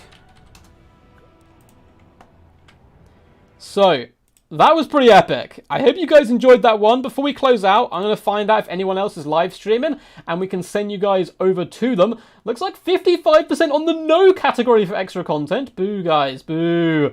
Don't want Age of Empires. Well, that's understandable. I know most people who watch my live streams are more of the competitive multiplayer players for Total War. But, yeah, we'll have to wait and see. I'll have to see. I'll have a think about it and see what I want to do. Because I did a poll on my community tab, and it's overwhelmingly yes for that and Bannerlord content, but I don't know. I don't know. We'll have to wait and see. Before I go, we'll find a streamer. Likewise, if you guys want to check out some really awesome kind of dungeon dive content, Mr. McRightface here, let's drop a little link to him, does do that stuff. So please do go share the love with him. He's a fellow duck now. He's become a king of ducks, so make sure to go check him out. There's a link to his channel there. And we'll also find you guys someone who is currently live doing Total War action. It looks like, actually, Turin's about to do some Age of Empires multiplayer battles. Oh, he has early access. Okay, I was about to say, I don't think that game's out yet, but he's streaming at past. But considering the vote, I'll try and find you guys some Total War stuff. I don't know if anyone's going to be live streaming. Not that many people. No one's doing multiplayer. I think we're actually the biggest stream going right now for Total Warhammer. There's some like campaigns and stuff, but it looks like they're in Russian. Looks like they're in Russian, so I don't know if I've got anywhere to send you guys. Oh, Jabba Plays is doing something like that again, that's in Russian. Triller. Cool. Oh my god. There's a load of static on his thing. So, we're not going to send you Triller. Let's go to this guy. Awesome. There's a guy here. He only has... I don't know how many people are watching right now. I don't think many. So let's go over there. He's got none watching yet. So let's go spam him. Let's go cheer him up. Let's go scream quack at him as much as possible. And here's a link to his channel. So let's go yell quack at him as much as possible and spread the Total War Warhammer love. Try and give some love to the guy because it looks like, you know, he's starting up. He's a relatively new YouTuber, so it should be good fun to go say what's up to him. Thanks for Tom and Rubber Duck. It's been fun. No worries, man. It was really awesome. It was super good. Yeah, I do have to go. I'm going to go cook some food. I actually have a video coming out later today as well. I'll probably drop it in about, I don't know, 10 minutes or something. It's a really good one, so make sure to go check that out. But until next time, guys, you've been absolutely awesome. I love the support as always. And until next time, peace, peace. And as always, stay awesome.